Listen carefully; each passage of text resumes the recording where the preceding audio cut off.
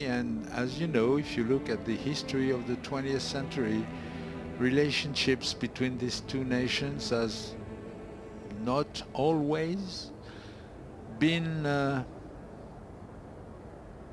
very peaceful.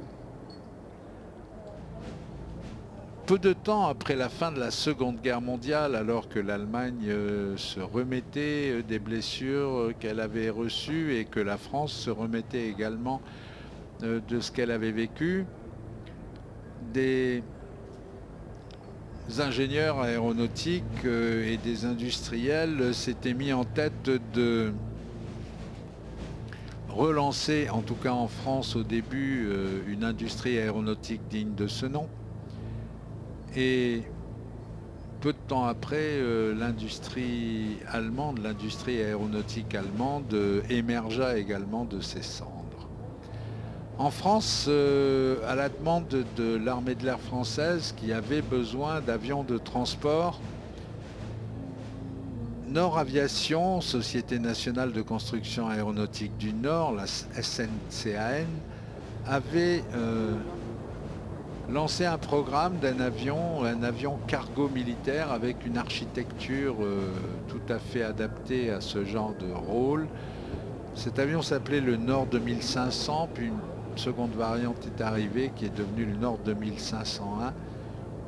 Et voici le seul Nord 2501 qui existe encore de par le monde. C'est un avion qui était connu sous le surnom de Nord Atlas. Premier vol en 1950, le 28 novembre, 5 ans après la fin de la guerre.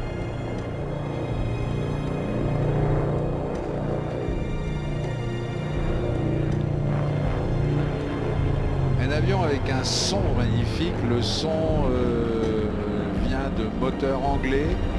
Et ça, les Anglais, quand ils réussissent un moteur, en général, il fait un beau bruit.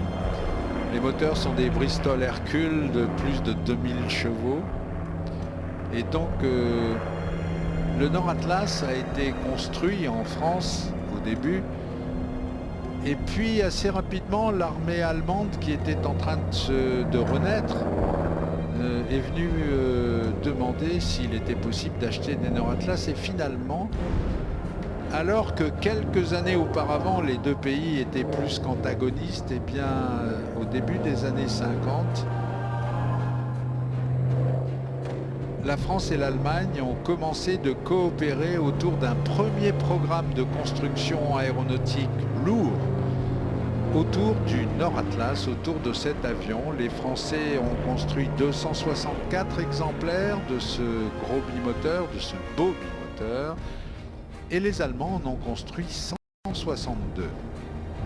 Et donc, alors, encore une fois, et c'est ça qui est surprenant, que quelques années auparavant, pas longtemps auparavant, même pas 10 ans auparavant, eh bien, il y avait d'un côté des Allemands et de l'autre côté des Français qui chacun travaillait de son côté dans un certain antagonisme historique, on va dire. Et bien, d'un seul coup, les vertus d'une coopération ont commencé d'être visibles.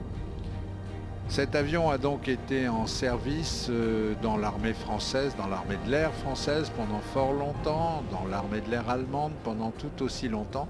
C'est un bimoteur qui à vide pèse 13 tonnes 3, qui en charge pèse presque 22 tonnes. C'est un avion qui volait quand même à 170 nœuds en croisière lente, c'est-à-dire 320 km/h, mais qu'on pouvait pousser à 215 nœuds. C'était bien sûr un avion principalement fait pour le transport de gros matériel et le parachutage, d'où sa géométrie bipoutre.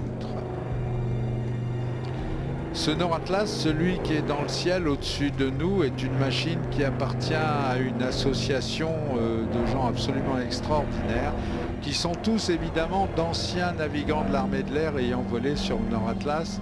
Le pilote est Jacques Latessa, il doit avoir pas loin de 20 000 heures de vol. C'est un ancien pilote de l'armée de l'air qui ensuite est devenu pilote de ligne à Air France en particulier, jusqu'à faire de l'Airbus 340. Et avec lui, il y a François Martin qui lui aussi a été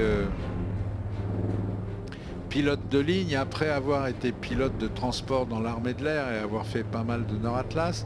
Et leur mécanicien navigant, Claude Traverso, lui aussi était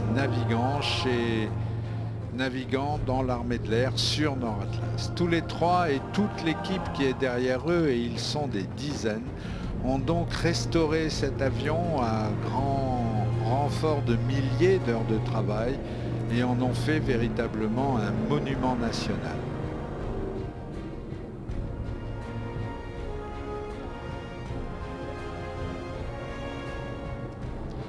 Le Nord Atlas donc a marqué une nouvelle époque dans l'aviation européenne. Ça, c'est une approche tactique.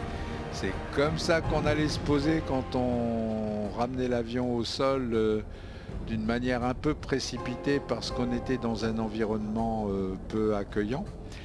Le Nord Atlas a donc marqué c'est le premier avion qui est marqué un rapprochement entre l'aviation française et l'aviation allemande après la guerre. Et ça s'était finalement si bien passé que